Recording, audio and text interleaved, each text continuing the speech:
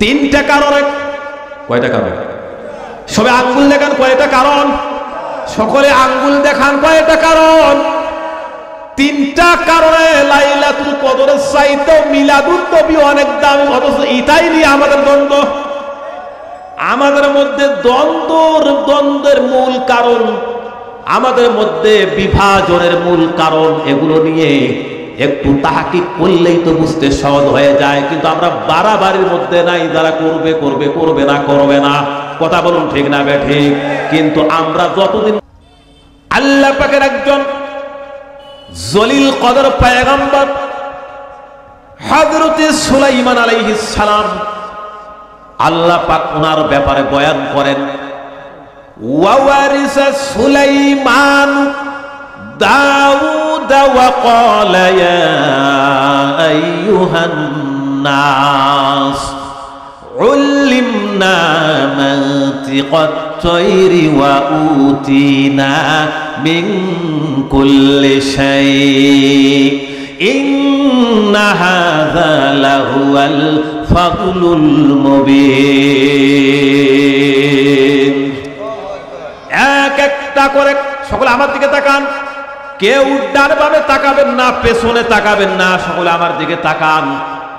কেউ যদি মদিনাওয়ালা নবী ইরশাদ মুবারক করেন, কেউ যদি কোনো হক্কানি রব্বানি আল্লাহওয়ালার দিকে মহাব্বতের নজরে তাকায়, আল্লাহ রব্বুল আলামিন তাদের জীবনের সগীরা গুনাহগুলো মাফ করে দেয়। সকলে আমার দিকে তাকান। এক একটা করে কুরআনুল কারীমের আয়াত তেলাওয়াত শেষ হবে, যখন শাহাদাত আঙ্গুল উঁচু করব, তখন শাহাদাত আঙ্গুল উঁচু করব, যখন আপনারা সবাই মিলে আল্লাহু আকবার বলবেন, তখন এই কর্মসূচি চলবে কতক্ষণ? আখিরে মোনাজাত না হবে যতক্ষণ। রাজি আছেন যারা যারা? দুহাত তুলে দেখান তারা তারা। হাত নামান। মদিনাওয়ালা নবী বলেন, কুরআনুল কারীমের আয়াত তেলাওয়াত শোনার পরে যারা নাকি দিল খুলে মন খুলে আল্লাহু আকবার বলবে, এই জমিন থেকে প্রথম আসমান 500 বছরের রাস্তা। বুখারী শরীফের হাদিস, বুখারী শরীফের হাদিস, জমিন থেকে প্রথম আসমান 500 বছরের রাস্তা। গাড়ি দিয়ে না, ঘোড়া দিয়ে না, রকেট দিয়ে না। রকেটের গতি আর কত? Per second 11 kilometre. সবচেয়ে গতি হলো আলোর গতি। আলোর গতি 1 সেকেন্ডে 1,86,000 মাইল। 1 সেকেন্ডে আলোর গতি যদি 1,86,000 মাইল হয়, তাহলে 60 সেকেন্ডের 1 মিনিটে আলো কত দূর যাবে? খাতা কলম লাগবে, ঠিক না বেঠিক? কথা বলেন না কেন? সবাই কথা বলেন না কেন? খাতা কলম ছাড়া পারবেন? 60 মিনিটের 1 ঘন্টায় আলো কত দূর যাবে? ক্যালকুলেটর লাগবে। 24 ঘন্টার 1 আলো কত দূর যাবে? কম্পিউটার লাগবে, ঠিক না বেঠিক? তাহলে 1 সেকেন্ডে আলোর গতি 1,86,000 মাইল। এর মিনিট, এর ঘন্টা, এর দিন, এইভাবে 30 দিন, 1 মাস, এইভাবে 1 বছর 12 মাস। 1 বছর পদার্থ বিজ্ঞানের ভাষায় বলা হয় লাইট ইয়ার, 1 আলোকবর্ষ। তার মানে প্রথম আসমান থেকে যদি জমিনের দিকে আলো বিরতিহীন ভাবে আসতে থাকে, প্রথম আসমান থেকে জমিন স্পর্শ করতে সময় লাগবে 500 বছর। কেউ যদি কুরআনুল কারীমের আয়াত তেলাওয়াত শোনার পরে দিল খুলে মন খুলে আল্লাহু আকবার বলে, আমার আল্লাহ এত খুশি হয়ে যায়, আমার আল্লাহ এত বেশি খুশি হয়ে যায়। এই জমিন থেকে প্রথম আসমান বিশাল ফাঁকা জায়গা আমার আল্লাহ সওয়াব দিয়া পূর্ণ করে দিবে। তারপরেও জোর হয় নাই, জোরে বলেন সুবহানাল্লাহ। তাহলে মনে থাকবে, যেই মাত্র আয়াত তেলাওয়াত শেষ করে শাহাদাত আঙ্গুলটা আকাশে তুলবো, আপনার আমার দিকে লক্ষ্য করবেন, তখন এই একসাথে সবাই বলবেন আল্লাহু আকবার। মনে থাকবে, আপনাদেরকে এবার ট্রাই করা হবে, পরীক্ষা করা হবে। আপনাদেরকে পরীক্ষা নিরীক্ষা করে তারপরে মূল ওয়াজ শুরু হয়ে যাবে ইনশাআল্লাহ। আল্লাহ তাআলা বলেন সূরা নামলে, ওয়ারিসা সুলাইমানু দাউদা ওয়া ক্বালা ইয়া আইয়ুহান নাসু উল্লিমনা মানতিকাত তায়রি ওয়া উতিনা মিন কুল্লি শাই ইন্না হাযা লাহুয়াল ফাদলুল মুবিন। আল্লাহ তাআলা ইরশাদ মুবারক করেন, আমি হযরতে সুলাইমানকে দাউদের উত্তরাধিকার বানাইছি এবং তাকে পাখির ভাষা দান করেছি। মানে আমার আল্লাহ পাকের কুদরতে হযরতে সুলাইমান সমস্ত মাখলুকের ভাষা বুঝতেন। পাখিরা কি বলে, মুরগ কি বলে, কুকুর কি বলে, আমরা শুনি কুকুর কুক, ঘেউ ঘেউ, কিসির মিসির আওয়াজ, কিন্তু আল্লাহর পয়গম্বর হযরতে সুলাইমান পাখিদের আপন ভাষা বুঝতেন, জাতি ভাষা বুঝতেন। জোরে বলেন সুবহানাল্লাহ। মুসলমান ভাইয়েরা রে আমার, হযরতে সুলাইমান একদিন নজর করে দেখে এক ঝাঁক মৌমাছি কি যেন গুনগুন করে বলে, আর শুধু ঝাঁকে ঝাঁকে মৌমাছিরা যায়।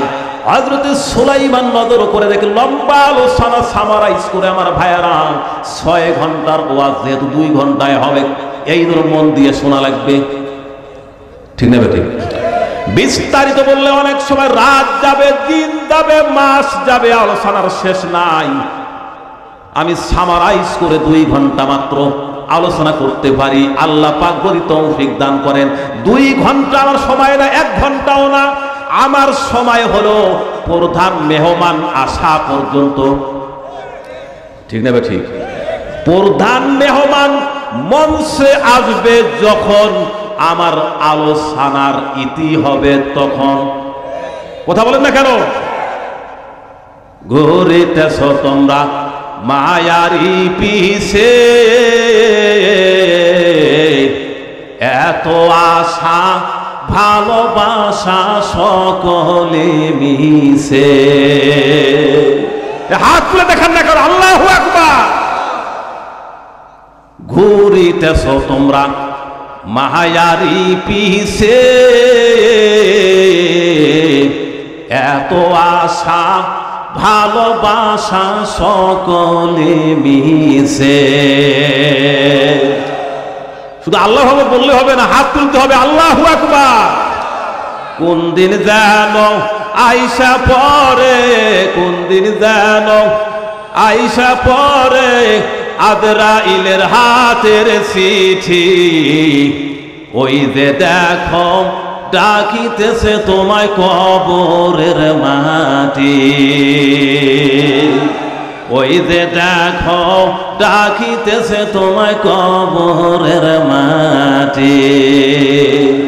খবর পাইয়া আসবে আত্মীয় স্বজন, তোমার সারি পাশে সবাই বসে করিবে ক্রন্দন। খবর পাইয়া আসবে আত্মীয় স্বজন,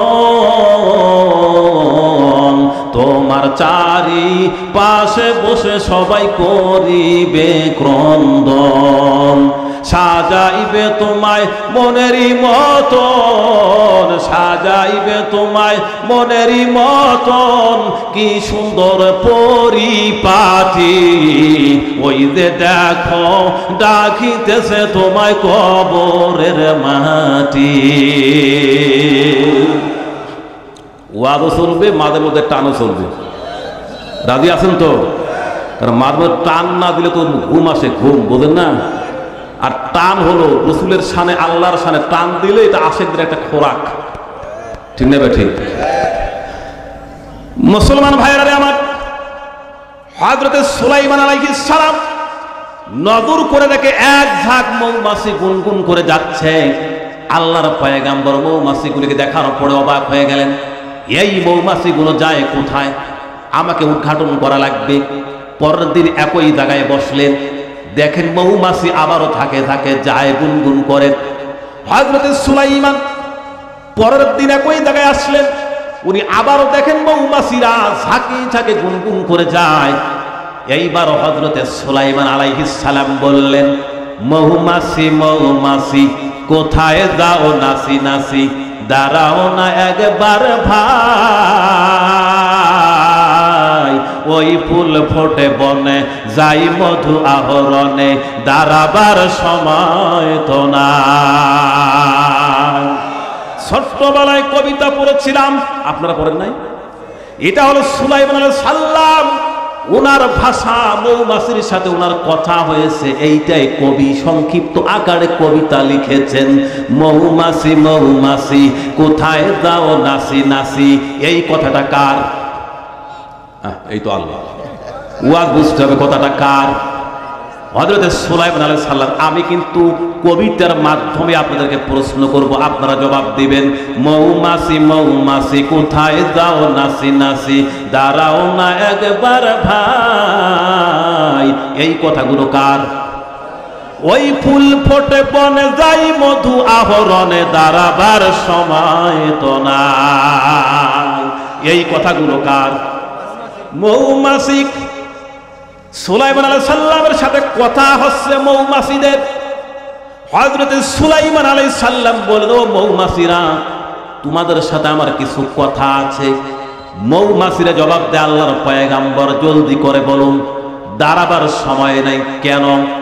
আমার আল্লাহ পাক আমাদেরকে অনর্থক সৃষ্টি করে নাই। আল্লাহ পাক আমাদেরকে সৃষ্টি করার পরে কিছু দায়িত্ব দিয়েছে। কি দায়িত্ব? আল্লাহ রাব্বুল আলামিন মৌমাছিদেরকে সৃষ্টি করার পরে 3 জায়গায় থাকার পারমিশন দিয়েছেন। মৌমাছিরা হযরত সুলাইমানকে বলতেছেন, আল্লাহ পাক আমাকে 3 জায়গায় থাকার পারমিশন দিয়েছেন। একটা হলো গাছের ডাল, আরেকটা হলো মানুষের ঘরের কোণা বা ঘরের চাল, আরেকটা হলো পাহাড়ের গুহা। আপনারা ভালো করে খেয়াল করে দেখবেন, মৌমাছিদের নীতি আছে, মৌমাছিরা এই 3টা জায়গা ছাড়া অন্য কোথাও থাকে না। মৌমাছিরা 3 জায়গায় থাকে। এবং আল্লাহর পয়গাম্বরকে মৌমাছিরা বলতেছে, আল্লাহ পাকের পয়গাম্বর, আল্লাহ পাক আমাদেরকে 3টি জায়গায় বাসা বানিয়ে থাকার পারমিশন দিয়েছেন। এবং আশরাফুল মাখলুকাত আল্লাহর মহাব্বতের বান্দাদের জন্য প্রতিষেধক হিসাবে খাঁটি মধু তৈরি করার অনুমতি দিয়েছে। আজকে মুসলমান হিরোইন খায় শরীর গরম করার জন্য, ইয়াবা খায়, বাবা খায়, শরীর নাকি গরম হয় না। মদিনাওয়ালা নবী বলেছেন, কেউ যদি কালো জিরা খাঁটি মধু নিয়মিত খায়, শরীর তার গরম হবে, মরণ ছাড়া তার কোনো রোগ স্পর্শ করবে না। চিল্লায় বলতে হবে মারহাবা। আমার ভাইয়েরা, মধু খাওয়া অভ্যাস করবেন। মুসলমান ভাইয়েরা রে আমার, এইবার হযরত সুলাইমান আলাইহিস সালাম বললেন, মৌমাছিরা তোমরা এই মেডিসিন কোথায় পাও? তোমাদের কারখানা কোথায়? তোমরা কিভাবে মধু তৈরি করো আর কিভাবে বা যাওয়া আসা করো বুঝি না। আর তোমরা গুনগুন গুনগুন করে যাও কেন? তোমাদের মুখ বন্ধ থাকে না কেন? মৌমাছিরা বললেন, ওগো আল্লাহ পাকের পয়গাম্বর, মানুষের কানে গুনগুন শোনা যায়, আমরা হয়তোবা কি বলি এটা মানুষ বুঝতে পারে না। গো আল্লাহর পয়গাম্বর, আমরা বিভিন্ন ফুলের রস আর বিভিন্ন ফলের রস সংগ্রহ করার জন্য যাই। এর মধ্যে তিতে আছে, এর মধ্যে ঝাল আছে, টক আছে, কত কিছু রস আছে। এই বাবারা, এই বাচ্চাদেরকে সামলান, মাঝে মাঝে আপনাদের ফাঁকে ফাঁকে বাচ্চাদেরকে নেন। এই বাবুরা, কোনো সাউন্ড হবে না, মাহফিলে ডিস্টার্ব করতে দেওয়া যাবে না। সকলে আমার দিকে তাকান। ও রংপুর মহানগরবাসী, আমার কথাগুলো খেয়াল করে শুনুন রে মুসলমানেরা। মৌমাছিরা বলেন আল্লাহর পয়গাম্বর, আমরা গুনগুন করি সব সময়ের জন্য, কিন্তু আমরা বাজে কথা বলি না। আমাদের একটা কাজ আছে যেটা মধু তৈরি করার বড় মেডিসিন। কি সে মেডিসিন? মৌমাছিরা বলে ও আল্লাহর পয়গাম্বর, আমরা যে গুনগুন করে ফুলের রস সংগ্রহ করার জন্য যাই, ফলের রস সংগ্রহ করার জন্য যাই, আমরা একটা কাজ করি, সে কাজটা হলো আপনি আল্লাহর নবী, আপনার কয়েক হাজার বছর পরে আরেকজন নবী আসবেন, তিনি হবেন ইমামুল আম্বিয়া, সকল নবীদেরও নবী। ওই আখেরি নবীর উপরে আমরা দরুদ শরীফ পাঠ করি। আরো ধরে বলেন না সুবহানাল্লাহ। রহমতে আলম নবী নূরে মুজাসসাম, রহমতে আলম নবী নূরে মুজাসসাম, সাহাবীরা আতর বানায় ওই নবীদের ঘাম। বলুন সাহাবীরা আতর বানায় ওই নবীদের। একজন জবান বন্ধ রাখবেন না। দেখেন তো কে না বলে যে বলবে না সে নবীর দুশমন, যে বলবে না সে নবীর দুশমন। কথা ঠিক না ঠিক? রহমতে আলম নবী নূরে মুজাসসাম, রহমতে আলম নবী নূরে মুজাসসাম, সাহাবীরা আতর বানায় ওই নবীদের ঘাম। বলুন সাহাবীরা আতর বানায়। চিনো মানো জানো কেমন আমার নবীজি, যাহার পাগল চন্দ্র সূর্য তারকারাজি। তোমরা আরো শুনবানি সুন্দর কাহিনী, জান্নাতের রুমে রুমে লেখা নবীর নাম, জান্নাতের রুমে রুমে লেখা নবীর নাম। রহমতে আলম নবী নূরে মুজাসসাম, রহমতে আলম নবী নূরে মুজাসসাম, সাহাবীরা আতর বানায় ওই নবীদের ঘাম। বলুন সাহাবীরা আতর বানায়। মুসলমান ভাইরা আমার, মৌমাছিরা জবাব দিল ও আল্লাহ পাকের পয়গম্বর, আমরা আখিরি নবীর উপরে দরুদ শরীফ পাঠ করি এবং ফুলের রস ফলের রস সংগ্রহ করি, বিভিন্ন প্রকারের রস আমরা একত্রিত করার পরে আমরা মৌমাছিরা আখেরি নবীর উপরে 11 বার করে দরুদ শরীফ পাঠ করি। নবীর দরুদের বরকতে, নবীর দরুদের ফজিলতে, নবীর দরুদের পাওয়ারে বিভিন্ন প্রকারের রস মুহূর্তের মধ্যে মধু হয়ে যায়।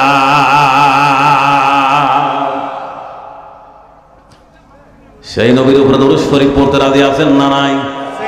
মহব্বতে বলতে হবে দরুদ শরীফ পড়তে রাজি আছেন না নাই? এটা আমাদের নতুন কথা না। দরুদ শরীফ পড়া অন্য কারো অভ্যাস না থাকলেও আমাদের অভ্যাস আছে না নাই? কারণ আমাদের দরুদ শরীফের একক ওজিফা হিসেবেই দেওয়া হয়েছে ঈশার নামাজের পরে আওয়াজ করে বলতে হবে কতবার। সবাই হাত দেখান, হাত দেখান, কতবার? আমাদের ঈশার নামাজের পরে ওজিফা হিসেবে দরুদ কতবার পড়া হুকুম? ফজরের নামাজের পরে কতবার? আপনার তাল কি ঠিক আছে? তাল কি ঠিক আছে? ওয়াজ শুনবেন তালের মাধ্যমে, তাল যেন আবার হরতাল না হয়ে যায়। ঠিক না ঠিক? ঈশান নামাজের পরে কতবার? সবাই হাত দেখান, কতবার? ফজরের নামাজের পরে কতবার? সকাল সন্ধ্যে পাক কালাম ফাতিহা শরীফে কতবার? তাহলে মোট কতবার হলো? 722 বার। এই দরবারের মধ্যে ওজিফা হিসেবে জাকিরেরা আমল করে। জোরে বলেন মারহাবা। ঘুরিতেছ তোমরা মায়ারি পিছে, এত আশা ভালোবাসা সকলে মিশে। সময় নাই, সময় নাই, এখনো সময় থাকতে ওলিয়া উলিয়াদের প্রতি শ্রদ্ধা করা শিখুন। ঠিক না ঠিক? গনা দিন ফু রায়ে যাবে তোমার, গনা দিন ফু রায়ে যাবে, যৌবনে পড়বে ফাটি। ওই যে দেখো ডাকিতেছে তোমায় কবরের মাটি। সন্ধ্যার আগে যেদিন ডুববে রে বেলা, এক পলকে ভেঙে যাবে সেদিন রঙ্গেরি মেলা। হাত তুলে দেখাইতে হবে। সন্ধ্যার আগে যেদিন ডুববে রে বেলা, এক পলকে ভেঙে যাবে সেদিন রঙ্গেরি মেলা।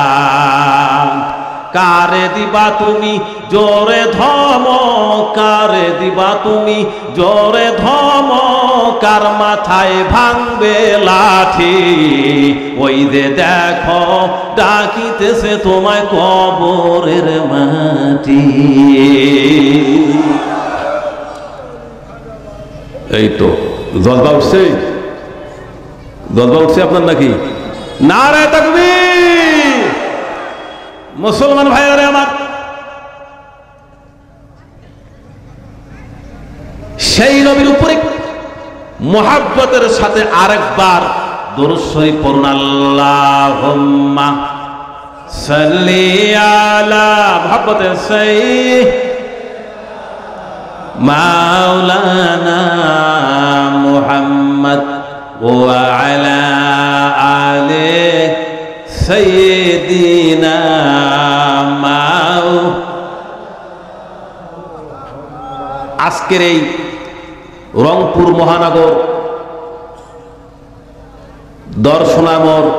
দর্শনার মোড় বটতলা ময়দানে কর্মী গ্রুপের উদ্যোগে 2025 সালের মহাপবিত্র বিশ্ব ওরস শরীফের দাওয়াতি আদিমুসান ইসলামী জলসার সম্মানিত সুযোগ্য সংগ্রামী সভাপতি, প্রধান অতিথি, বিশেষ অতিথিবৃন্দ, প্রধান মেহমান আজিম, উনি কিছুক্ষণের মধ্যে আমাদের মাঝে শুভ আগমন করবেন এবং উপস্থিত রয়েছেন এই রংপুর বিভাগীয় কর্মী গ্রুপ উলামা কাউন্সিলের সম্মানিত প্রধান মহসিন আলী বেলালী বনানী এবং বিভাগীয় প্রধান কর্মী গ্রুপ আমার শ্রদ্ধাভাজন বড় ভাই, আমার মহাব্বতের ভাই, অত্যন্ত উনি আমাকে মহাব্বত করেন, আমার শাহ আলম শেখ ভাই, এবং বিশ্ব জাকের মঞ্জিল পাক দরবার শরীফের একজন প্রবীণ মুরিদ, যার মাধ্যমে উত্তরবঙ্গের বাঁশের ভুর যখন প্রথম 1975 সালে বাঁশের ভুর যায়, ওই সময় যে কয়েকজন ব্যক্তি নেতৃত্বে ছিলেন তার মধ্যে অন্যতম হচ্ছেন আমাদের এই পীরগঞ্জের কৃতি সন্তান জনাব সালে বিএসসি মহোদয়। উনি এবং আমার এই মহানগরের কর্মী প্রধান লিখন ভাই, আজকের মাহফিলের উপস্থাপক জনাব আব্দুর রহমান ভাই, অনেকে আছেন, আমি সকলকে আন্তরিক মুবারকবাদ জানাই। আমার সামনে উপবিষ্ট আল্লাহ প্রেমিক, রাসূল প্রেমিক, কোরআন প্রেমিক, হাদিস প্রেমিক, আশিকান জাকিরান, ধর্মপ্রাণ মুমিন মুসলমান ভাইয়েরা, পর্দার অন্তরালে অবস্থানরতা সতী সাধবী অবলা সরলা সর্বগুণে গুণান্বিতা আমার মা ও ভগ্নীরা, সকলকে আমি আজকের এই মাহফিলের পক্ষ থেকে আন্তরিক মুবারকবাদ জানাই। আমার এই সংক্ষিপ্ত আলোচনার প্রারম্ভে আমার ভূমিকাতে দুইটা কথা। আপনারা যারা আরামের ঘুমকে হারাম করে, নরম বিছানাকে বর্জন করে, শক্ত মাটির আসন গ্রহণ করে বসে আছেন, এই মাহফিলে আসতে পেরে আপনারা খুশি না বেজার? আরো একটু করে বলতে হবে, খুশি না বেজার? আমরা খুশি, আল্লাহ খুশি, মাখলুকাত খুশি, কায়নাত খুশি, বড্ড বেজার শাইতানির রাজিম, শয়তান বেজার এবং তার সেলা সেমন্ডারও বেজার। ঠিক না ঠিক? ভূমিকাতে আমার দ্বিতীয় কথা, আপনারা যারা আরামের ঘুমকে হারাম করে, নরম বিছানাকে বর্জন করে, শক্ত মাটির আসন গ্রহণ করে বসে আছেন, এই মাহফিলে আসার পেছনে জাগতিক, পার্থিব, সামাজিক, রাজনৈতিক কোনো স্বার্থ আমাদের আছে? আমরা এসেছি কেবলমাত্র, শুধুমাত্র, একমাত্র আল্লাহ ও তার হাবিবের সন্তুষ্টির জন্য। ঠিক না বেঠিক? আল্লাহ পাকের দরবারে শুকরিয়া দেয়। আল্লাহ পাক আমাদেরকে অত্যন্ত দয়া করে, মায়া করে আজকের জান্নাতের বাগানে আসার, বসার, কিছু বলার এবং শ্রবণ করার তৌফিক এনায়েত করলেন। সেই দৃষ্টিনন্দন, নয়ন অভিরাম, সুনীল নীলাভ নীলিমাময়, মেঘে মুক্ত মহাকাশ, কীট পতঙ্গ, সৌররাজিক, মহাসমুদ্রের অতল তলদেশে লুকিয়ে থাকা নীল তিমিক, আফ্রিকার গহীন জঙ্গলে লুকিয়ে থাকা হিংস্র প্রাণী ও পদতলের পিপিলিকা সহ আমাদের সকলের ক্ষুধায় খাদ্য, পিপাসায় পানির ব্যবস্থা করেন যে মহান সত্তা, সেই মহান আল্লাহ তাআলার দরবারে কালিমাতুশ শুকুর আদায়ের লক্ষ্যে সকলে ঈমানি জজবা নিয়ে ঈমানের বলে বলিয়ান হয়ে দিল খুলে, মন খুলে, মুহাব্বতে বলি আলহামদুলিল্লাহ। লাখো কোটি দরুদ সালাম, তার চেয়ে অনেক অনেক গুণ বেশি আল্লাহর সৃষ্টির প্রধান আকর্ষণ বিশ্ব সভার সভাপতি, সমস্ত নবী ও রাসূলগণের মাথার মুকুট, শামসুল হিদায়াত, বদরুদ্দুজা, সাইয়্যিদুস সাকালাইন, ইমামুল মুরসালিন, খাতামুন নবিয়্যিন ওয়াল মুরসালিন, আফতাবে নবুয়ত, শাহনশাহে রিসালাত, সরকারে দু জাহান, সুলতানে মদিনা, নবিয়ুল আম্বিয়া, হুজুরে আকরাম, নূরে মুজাসসাম, শাফিয়ে কাউসার, শাফিয়ে মাহশার, সাইয়্যিদুল বাশার, সাইয়্যিদুল আলামিন, সাইয়্যিদুল কাওনাইন, সাইয়্যিদুল মুরসালিন, সাইয়্যিদুল আম্বিয়া, নূরুন আলা নূর, সাইয়্যিদিনা শাফিঈনা হাবিবিনা মাওলানা মুহাম্মদ। সকলে পড়ি সাল্লাল্লাহু আলাইহি ওয়াসাল্লাম। সংক্ষিপ্ত আলোচনার প্রারম্ভে আমার আকা, আমার সাহেব, আমার পীর ও মুর্শিদ রওজে কদম মুছে জানাই ওনার স্থলাভিষিক্ত শ্রদ্ধেয় ভাইজান মুজাদ্দিদ সাহেব, শ্রদ্ধেয় মেদো ভাইজান মুজাদ্দিদ সাহেব, খাজা বড়চাঁদন, ষোলচাঁদন সহ সকলের পবিত্র কদম মোবারক। সম্মানিত উপস্থিতি, আমি আয়াতে কারিমা তেলাওয়াত করেছি সূরাতুল বাকারা আয়াত নম্বর 129। মূল আলোচনা যাওয়ার আগে আমি যেটা বলতে চাই, বর্তমান অবস্থা কেমন বিশ্ববাসী সকলেই জানে। দলাদল, দলীয় দ্বন্দ্ব, কলহ, এটার সময় বর্তমান নাই। ঠিক না ঠিক? আমাদের দূরত্ব যেগুলো নিয়ে, এগুলো নিয়ে মুরব্বীরাও মানে পজিটিভ কথা বলে আর কি। রাসূল নিয়ে, মিলাদুন নবী নিয়ে, আস্তে সবে বরাত নিয়ে, সবে মেরাজ নিয়ে, এগুলো নিয়ে আমরা আমাদের মধ্যে একটা দূরত্ব হচ্ছে। এগুলোই দূরত্ব যাতে না থাকে, সকলকে এক করার জন্য এই দাওয়াতি আদিলুসার ইসলামী আছে। কথা ঠিক না ঠিক? শহীদ আল্লামা নুরুল ইসলাম ফারুকী সাহেবের একটা উক্তি ছিল, বিখ্যাত উক্তি, সেটা হলো এই যে পীর জারদার সুন্নিয়ত সভা। ঠিক না ঠিক? পীর জারদার সুন্নিয়ত সভা, এই কথাটা শুধু আমরা মুখে মুখে বলি, কিন্তু আমরা এটা বাস্তবায়ন করতে পারি না। যারা মিলাদুন নবী মানে আর মানে না, সমস্যাটা কাদের মধ্যে বলেন তো? বলেন তো কাদের মধ্যে এটা সমস্যা? যারা মানে না, পরের আলাদা জিনিস, যারা মানে না বাড়াবাড়িতে, তাদের মধ্যে। আমাদের মধ্যে বাড়াবাড়ি আছে। আমাদের ভালো লাগে মিলাদুন নবী পালন করি, এখন ওটা যদি বেদাত বলে, হারাম বলে, তখন এদের দ্বন্দ্ব শুরু হয়ে যায়। আমরা যে এত কিতাবের রেফারেন্স দিচ্ছি, এত কোরআনের হাওলা, হাদিসের হাওলা, ইমামদের হাওলা দিচ্ছি, তাহলে আসেনও না, বসেনও না, আবার আমাদেরকে বেদাতিও বলেন, তাহলে সমস্যা। ঠিক না ঠিক? আচ্ছা, সবে কদম নিয়ে আমাদের আলোচনা হয় না? প্রত্যেক দলের ওলামায়ে কেরাম, আমি কোন দলকে মানে আক্রমণ করে, কাউকে একটা মানে কারো নাম বলে, কোন সংগঠনের নাম বলে আলোচনা করবো না। এটা আমাদের চাচাজানদের নিষেধ, চাচাজান মিয়া ভাইদের নিষেধ। আমরা কোন দলকে উল্লেখ করে, দলকে টার্গেট করে আমরা কথা বলবো না। তা আমরা বলতে চাই এতটুকু, আমাদের আলেম সমাজ যারা আছি বা আমরা কিন্তু সবে কদর নিয়ে আলোচনা করি, সবে বরাত নিয়ে আলোচনা করি, এখানে তো বাড়াবাড়ি হয় না। যেই বলবো মিলাদুন নবীর কথা তখনই বাড়াবাড়ি শুরু হবে, ঠিক না ঠিক? সবে বরাত ভাগ্য রজনী, মুক্তির রাত, সবে কদর হাজার মাসের চেয়ে শ্রেষ্ঠ রাত, এগুলো কোরআনেও আছে, হাদিসেও আছে, ঠিক আছে। কিন্তু এই মিলাদুন নবীর কথা বললে যে আপনাদের এই যে অ্যালার্জি শুরু হয়, আমি বলতে চাই সবে বরাত, সবে কদর, জুমার দিন, ঈদুল ফিতর, ঈদুল আযহা, সকল রাতের চেয়ে কোটি গুণ দামি রাত হচ্ছে মিলাদুন নবীর রাত। আরো জোরে বলেন না সুবহানাল্লাহ। এগুলো আমার কথা না, আমি কিতাবের রেফারেন্স দিব, আপনারা মিলাবেন, কোরআনের আয়াত বলবো, আপনারা মিলাবেন। এই নগদ দলিল কোনো বাকি বকে যাবে, কারণ বর্তমান তো আধুনিক যুগ, প্রযুক্তির যুগ, হাতের নাগালে সব। ইসরায়েল ফিলিস্তিন যুদ্ধ, ইহুদি কুকুরদের সাথে মুসলমানদের যুদ্ধ হচ্ছে, বাংলাদেশে সবই দেখা যায় হাতের মধ্যে, ঠিক না ঠিক? সিরিয়া ইহুদিরা, লেবাননের ইহুদিরা, বাংলাদেশে হাতের মুঠোয় সব দেখা যায়। অতএব আমি তো হাতের মধ্যেই দেখাবো, কোনো বাসায় গিয়ে মিলে লাগবে না। আমি বলবো, আপনার মোবাইলে মিলে নিবেন, তর্জমা কোরআন বের করে রাখেন, কোরআন আয়াত বলবো, হাদিস বলবো, আপনারা মিলাবেন। সম্মানিত উপস্থিতি,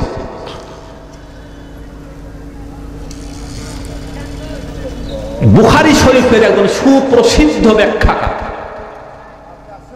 বুখারী শরীফের একজন সুপ্রসিদ্ধ ব্যাখ্যাকার ইমাম খতিব আল কাস্তালানী রাহমাতুল্লাহ মাওয়াহিবুল্লাহ দুনিয়ার প্রথম খণ্ডের মধ্যে ইমাম আহমদ বিন হাম্বল রাহমাতুল্লাহ আলাইহির বরাতে দলিল পেশ করেছেন। ইমাম আহমদ বিন হাম্বলকে আমাদের মতো এই মসজিদের ইমাম না, যেন তেন ইমাম না, উনি ছিলেন যুগের ইমাম, তাফসিরের ইমাম, মাযহাবের ইমাম, বালাগাতের ইমাম, মান্তিকের ইমাম, নাহু সরফের ইমাম, হাদিসের ইমাম, মাসআলার ইমাম। বলেন সুবহানাল্লাহ। শুধু তাই নয়, ইমাম আহমদ বিন হাম্বল রাহমাতুল্লাহ আলাইহি উনি স্বপ্ন যোগে আমার আল্লাহ পাককে ৯৯ বার দেখেছেন। কত বড় মহান ব্যক্তিত্ব! আমরা যে মাযহাব করি, হানাফি মাযহাবের অনুসারী আমরা, আমাদের ইমামে আজম রাহমাতুল্লাহ আলাইহি উনাকেও অনেকে বেদাতি বলেন। সেই ইমাম মাযহাব ইমাম আবু হানিফা রাহিমাহুল্লাহ, উনার ব্যাপারে ফতোয়ায়ে স্বামীর মধ্যে লেখা হয়েছে, ইন্নাহু রাআ রাব্বাহু মিআতা মাররা। ইমামে আজম স্বপ্ন যোগে আমার আল্লাহকে ১০০ বার দেখেছেন। ওনাদের কথা মানবো না সলিমউদ্দিনের আদার ব্যাপারী, মরিচের ব্যাপারী, তাদের কথা মানবো? যারা বড় বড় যুগের ইমাম, বড় বড় তাফসিরের ইমাম, তারা ফিকহের ইমাম, তারা বালাগাতের ইমাম, তারা মান্তিকের ইমাম, তারা নাহু সরফের ইমাম, তারা যেই দিক, মাওলানা কেরামতুল্লাহ আমাদের মুন্সি পাড়ায় শুয়ে আছেন, উনি উনার হাতে প্রায় ১ কোটিরও বেশি হিন্দু কালেমা পড়ে মুসলমান হয়েছে। মাওলানা কেরামত আলী যেই দিকে, আমরাও সেই দিকে। বলেন সুবহানাল্লাহ। এখন আপনারা বাস্তবে মিলান, মাওলানা কেরামত আলী সাহেবের মতো বড় মাওলানা গোটা রংপুর শহরে আছে? আরে ভালো করি কোন আবেগে বলেন না, আপনাদের কিন্তু বিবেকের চাইতে আবেগ বেশি। মাওলানা কেরামত আলী আমাদের মুন্সিপাড়ায় শুয়ে আছে, রংপুর বড় ভাগ্যবান। আপনারা ভাগ্যবান, রংপুরের জমিনে শুয়ে আছে মাওলানা কেরামত আলী হাদিয়ে বাঙ্গাল তাকে বলা হয়। ১ কোটিরও বেশি হিন্দু কালেমা পড়ে মুসলমান হয়েছে। ওনার একটা বিখ্যাত কিতাব, কিতাবটা বাংলা দিয়ে না, উর্দু দিয়ে না, আরবি দিয়া, ওই কিতাবটার নাম হলো আল মুলাক্খাস। কি নাম বললাম? আল মুলাক্খাস। আপনারা চেষ্টা করবেন বাংলা বাজারে গিয়ে আল মুলাক্খাস। এই কিতাবের মধ্যে মোট ১৪৯ পৃষ্ঠা আছে। পুরা কিতাবটাই উনি মিলাদুন নবীর উপরে লিখেছেন। জোরে বলুন সুবহানাল্লাহ। মাওলানা কেরামত আলীর মতো মাওলানা যদি রংপুরে না থাকে, সারা বাংলাদেশে না থাকে, সারা বিশ্বে না থাকে, তাহলে মাওলানা কেরামত আলী যেই পথে, আমরাও সেই পথে থাকতে রাজি আছি না নাই? এই তো রংপুর জেলার মুন্সিপাড়ার মসজিদে শুয়ে আছেন আল্লাহর ওলি বেহেশতেরি বাগানে। বলেন ঘুমিয়ে আছেন আল্লাহর ওলি। মুন্সিপাড়া কোন দিকে? হ্যাঁ, এই তরংপুর জেলার মুন্সিপাড়ার মসজিদে ঘুমিয়ে আছেন আল্লাহর ওলি বেহেশতেরি বাগানে। বলেন ঘুমিয়ে আছেন আল্লাহর ওলি। জনপুরের হুজুর কেবলা ভারতবর্ষের প্রান্তরে আমাদের কারণে হুজুর আসিয়াছেন রংপুরে। কথা ঠিক? মুসলমান ভাইয়ার আমার, এই প্রসঙ্গে আমার কেবলাদান হুজুর একটা কেরামতি মনে হয়ে গেল। বলবো কি? হয়তো আমাদের সালে চাচা সাক্ষ্য দিবেন, সালে চাচা জানবেন আমার ভাই ওনার সময়ের ঘটনা। আমি আমার এলাকার প্রবীণ জাকের সোলেমন দাদা, আমার সম্পর্কে দাদা, উনি ৭২ সালের উনিও জাকের, ওনার জবানে শুনেছি। আমার ভাই আমার বাবার কাছেও শুনেছি। হুজুর কেবলাদান, হুজুর কেবলাদান যখন রংপুরে মিশন টিম পাঠালেন, আমার ভাইয়েরা মিশন টিম পাঠালেন, কিন্তু হুজুর কেবলাদান একটা শর্ত দিয়েছে, বাবা রংপুর মুন্সিপাড়ার জমিনে একজন আল্লাহর ওলির মাজার আছে, যিনি হাদিয়ে বাঙ্গাল মাওলানা কেরামত আলী রংপুরি রহমাতুল্লাহ আলাইহি। আগে ওনার মাজার শরীফে যাবেন, ওনার মাজার শরীফে গিয়া ওনার মাজার শরীফ জিয়ারত করবেন, তারপরে আপনাদের মিশন শুরু করবেন। আমাদের উত্তরবঙ্গের হাদি উলিপুরের কৃতি সন্তান, হাতিয়ায় তার বাড়ি, আকবর দাদা আছেন, আকবর মিয়া উত্তরবঙ্গের হাদি। আমার ভাইরা তসলিম প্রধান এখনো জীবিত আছেন মুলাটনে, উনি ওনারাও ছিলেন। সকলে মিলে মাওলানা কেরামত আলী সাহেবের মাজার শরীফ জিয়ারত করতে আসলেন। জিয়ারত করতেন, পাক কালাম ফাতিহা শরীফ পাঠ করে জিয়ারত শুরু করে দিয়েছে। দেখে আগরবাতির মতো কি ধোঁয়া বের হচ্ছে মাজারের ভেতর থেকে, ধোঁয়া বের হচ্ছে, এক ধরনের ধোঁয়া। মুহূর্তের মধ্যে গোটা এলাকা মেশকো আম্বরের ঘেরান সরিয়ে গেল। জোরে বলেন না সুবহানাল্লাহ। মাজার শরীফে ফয়েজ আছে না নাই? এ ভাইরা, মাজার শরীফের প্রতি বাঁকা নজর দেওয়া যাবে না। মাজার ওয়ালাদের কিচ্ছু হবে না, আপনাদের অস্তিত্ব থাকবে না। কথা বলুন ঠিক না বেঠিক? মুসলমান ভাইরা রে আমার, দিলের কান খাড়া করে, আজ থেকে প্রায় ১৫০০ বছর পূর্বে, সামনে মেরাজের মাস, আজকে ২৮ তারিখ। ও রংপুরবাসী, দিলের কান খাড়া করে সোনার চানেরা, খতিব আল কাস্তালানী মাওয়াহিবুল্লাহ দুনিয়ার প্রথম খণ্ডের মধ্যে দলিল পেশ করেছেন, ইন্না লাইলাতা মাউলিদিল মুস্তাফা আফজালু বিল্লাইলাতিল কদর। চিৎকার করে বলতে হবে আল্লাহু আকবার। আমরা যে শবে বরাতের উপরে ওয়াজ করি, শবে কদরের উপরে ওয়াজ করি। এ ভাইরা, খতিব আল কাস্তালানী মাওয়াহিবুল্লাহ দুনিয়ার মধ্যে দলিল পেশ করেছেন, ইন্না লাইলাতা মাউলিদিল মুস্তাফা আফজালু বিল্লাইলাতিল কদর। মিলাদুন নবীর রাতের এত দাম, উনি বলেছেন আজ থেকে প্রায় ১৫০০ বছর পূর্বে রবিউল আউয়াল মাসের ১২ তারিখে মা আমিনার নূরময় রেহম মোবারক থেকে মক্কাতুল মুকাররমায় যে রাত্রে তাশরীফ এনেছিলেন, ওই রাতের দাম কতটুকু, ওই রাতের দাম কতটুকু লাইলাতুল কদরের চাইতে কোটি গুণ দামি। আরো ধরে বলেন সুবহানাল্লাহ। লাইলাতুল কদরের উপরে আলোচনা প্রত্যেক উলামায়ে কেরাম করেন, অথচ কিতাবের মধ্যে লেখা আছে মিলাদুন নবীর রাত লাইলাতুল কদরের চাইতেও কোটি গুণ দামি। তিনটা কারণে, কয়টা কারণ? সবে আঙ্গুল দেখান কয়টা কারণ? সকলে আঙ্গুল দেখান কয়টা কারণ? তিনটা কারণে লাইলাতুল কদরের চাইতেও মিলাদুন নবী অনেক দামি, অথচ এটাই নিয়ে আমাদের দ্বন্দ্ব। আমাদের মধ্যে দ্বন্দ্বের মূল কারণ, আমাদের মধ্যে বিভাজনের মূল কারণ, এগুলো নিয়ে একটু তাহকিক করলেই তো বুঝতে সহজ হয়ে যায়। কিন্তু আমরা বাড়াবাড়ির মধ্যে নাই, যারা করবে করবে, করবে না করবে না। কথা বলুন ঠিক না বেঠিক? কিন্তু আমরা যতদিন বেঁচে থাকবো নবীর ইশকেই থাকবো, নবীর ভালোবাসায় জীবনকে কোরবানি করে দিব। মুসলমান ভাই যারা করবে না তাদেরকে আমরা কিচ্ছু বলি না, দিলের কান খাড়া করে না শোনা। আমরা করি কেন? আমাদের কথাগুলোতে দাওয়াতি জলসায় দাঁড়াইতে হবে। তাহলে আমাদের মধ্যে দূরত্ব থাকবে না, বিভাজন থাকবে না, দলাদলি থাকবে না। আমরা সবাই এক প্ল্যাটফর্মে আসতে পারবো এবং এক জাতি হিসাবে, একটা পরিবার হিসাবে আমরা বসবাস করতে পারবো।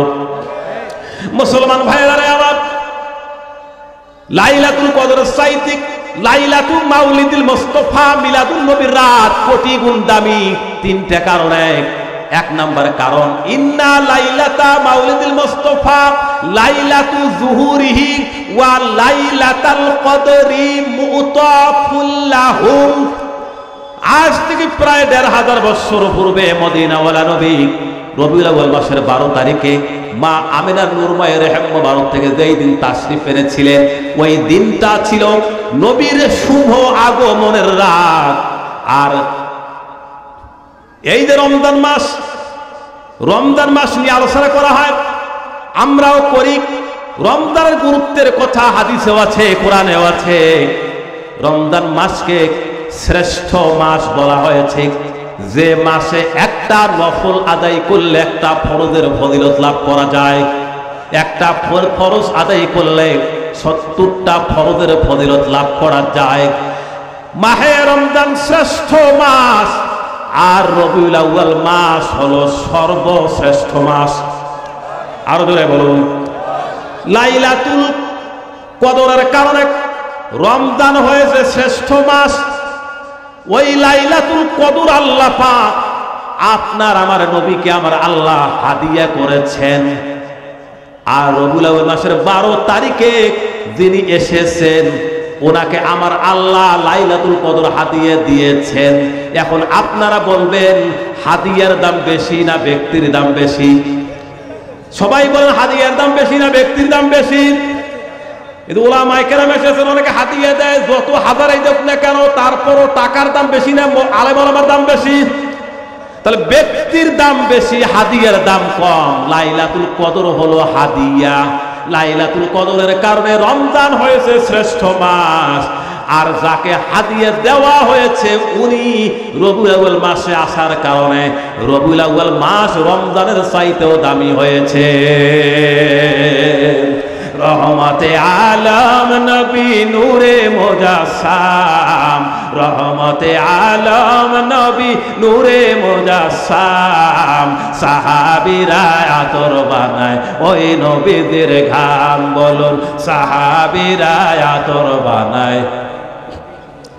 সবাই বলেন, সবাই বলেন রহমতে আলম নবী নূরে মুজাসসাম, রহমতে আলম।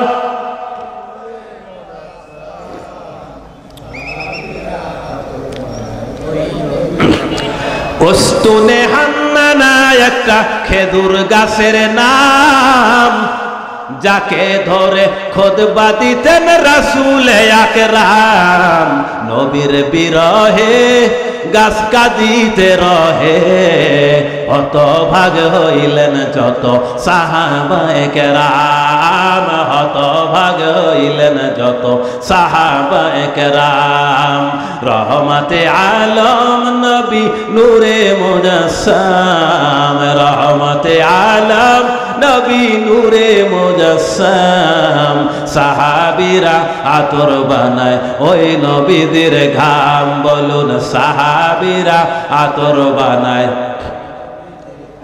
লাইলাতুল কদরের কারণে রমজান হয়েছে শ্রেষ্ঠ মাস, আর লাইলাতুল মাউলিদুল মুস্তাফার কারণে, মিলাদুন নবীর কারণে রবিউল আউয়াল মাস হয়েছে সর্বশ্রেষ্ঠ মাস।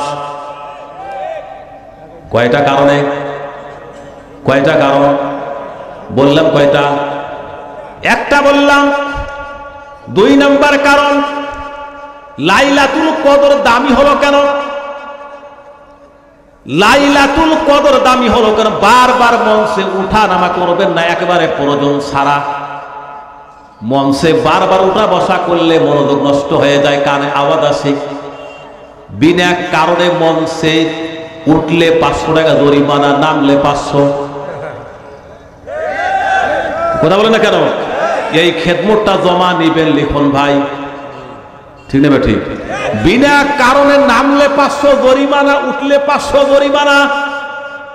ওই বসে থাকবেন, না হলে একবার নিচে থাকবেন, আর বসলে আর নামা যাবে না, নামলে আর উঠা যাবে না, ঠিক নেবে? ঠিক। মুসলমান ভাইরা আমার, এখন আপনাদের কাছে আমার প্রশ্ন, লাইলাতুল কদর দামি হলো কেন? লাইলাতুল কদর তো অন্য রাতের মতো একটা রাত।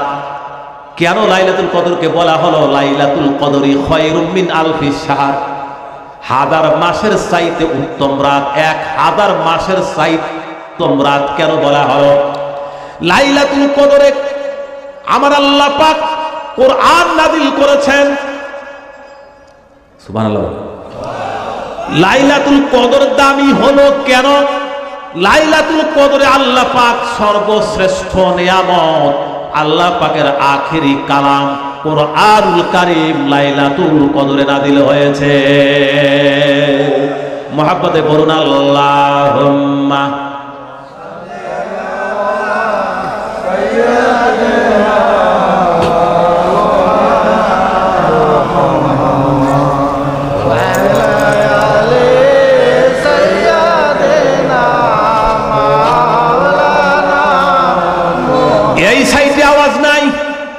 এই সাইডে আওয়াজ কম এবং পেছনে আওয়াজ কম, সকলে একসাথে জোরে জোরে পড়ুন আল্লাহুম্মা। মুসলমান ভাইরা আমার, লাইলাতুল কদর দামি হলো কেন? লাইলাতুল কদরে আমার আল্লাহ পাক কোরআন নাযিল করেছেন। আল্লাহ তাআলা বলেন, ইন্না আনজালনাহু ফি লাইলাতিল কদর ওয়া মা আদরাকা মা লাইলাতুল কদর লাইলাতুল কদরি খায়রুম মিন আলফি শাহর তানাজ্জালুল মালাইকাতু ওয়ার রূহু ফিহা বিইذনি রাব্বিহিম মিন কুল্লি আমর সালামুন হিয়া হাত্তা মাতলাইল ফজর।